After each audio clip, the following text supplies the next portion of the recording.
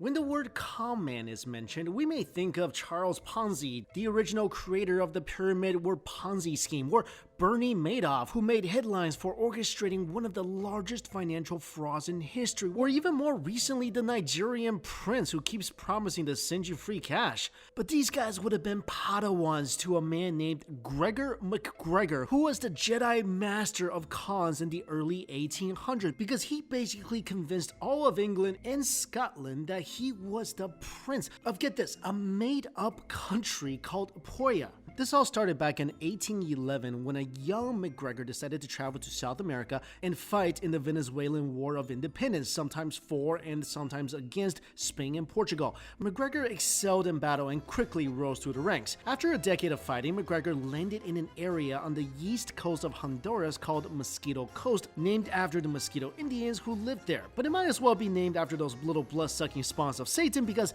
that area was nothing but a pest-ridden swamp. After a lot of persuasion and a lot of alcohol, MacGregor managed to persuade the local king Frederick Augustus to sign over 12,500 square miles of the land to him. After that, MacGregor sailed to England, where people were just trying to get over the Napoleonic Wars that had just ravaged Europe. MacGregor then told the people of England and Scotland that he was dubbed the Prince of Poya by King Augustus, and told everybody that that piece of swamp of his was actually a wondrous land where crops could harvest multiple times a year, where trees were overflowing with fruits, riverbanks were lined with gold, and basically unicorns were pooping out rainbows on a daily basis. Okay, he didn't actually say that last part, but he might as well have, because he had the hopeful people of England and Scotland thinking that this was the promised land. He even showed everyone a handbook and guide to the Mosquito Shore for the use of prospective colonists, created by a person named Captain Thomas Strangeways, who praised the beauty of Poya because, well, Strangeways was actually MacGregor himself. Basically one of the earlier examples of fake news. Soon, hundreds of people started to invest in the dreamland, and MacGregor was rich, a multi-millionaire in today's standards. Not only did he sell bonds to investors, he even printed up Poya money in exchange for actual cash. Now, taking people's money was one thing, that's scumbag enough, but MacGregor was on a whole different level of diabolical, because he actually chartered ships to transport people to this land of supposed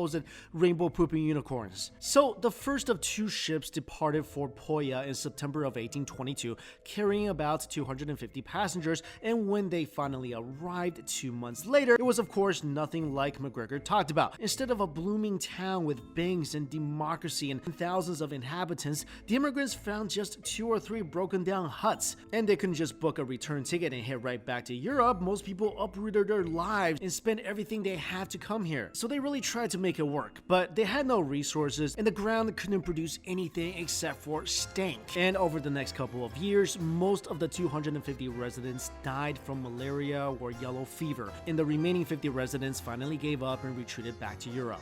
Unfortunately, MacGregor was never really punished. He left England and escaped to France, where he basically started a scam all over again. And it would have worked too, because the French people were equally as gullible, and many people invested in Poya and got on a ship ready to go to Mosquitoville. But the government grew suspicious when they saw that many of their citizens were trying to travel to a country that no one has ever heard of, and that's when MacGregor's scheme fell apart. MacGregor was arrested in France and then jailed in England, but really only for a short time. He did lose all his money, so he had to eventually return to Venezuela, where, get this, he was able to convince the authorities there that he deserved a commission for everything he did in the war, and they actually gave it to him. MacGregor died 6 years later in 1845 at the age of 59, and today Poya remains undeveloped and continued to be a blood-sucking cesspool, not unlike MacGregor himself. Hopefully you guys enjoyed this video, and if you did, please hit that like button and make sure to subscribe and follow for more amazing stories.